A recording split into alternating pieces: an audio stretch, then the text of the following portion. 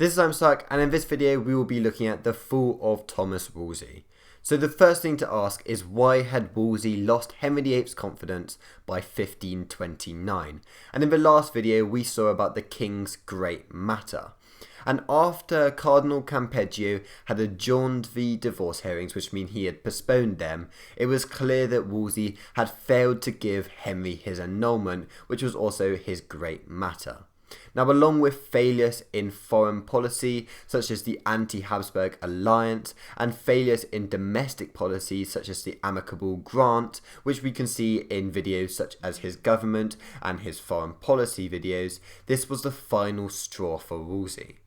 Now, it's also said that the Berlin faction put pressure on Henry to release Wolsey, as they hinted that it was he who was delaying the divorce. And with exceptions to some people like Thomas Cromwell, who gave Wolsey a little bit of support, Wolsey barely received any support due to his reputation and his own personal ambitions, because a lot of people hated him. So in October 1529, Wolsey was accused of prémunire due to his role as papal legate. And prémunire is working in the Pope's interests instead of the king. Now, this meant that Wolsey was stripped of all his possessions and powers, and this included his palace, Hampton Court, and he was exiled to York.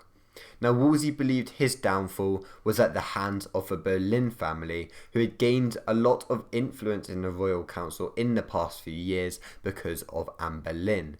And this was the thing that Wolsey had always been scared of, and this was not being able to have the king's ear, because the king was easily persuaded, and here he was persuaded by the Boleyn family. So in the months that follows, Henry did send tokens of friendship to Wolsey, and Wolsey did stay optimistic that he might be reinstated, but on the 4th of November 1530 he was arrested. Now, he was summoned to trial, and it was likely that he would have been executed, yet he died on the way at Leicester Abbey on the 29th of November.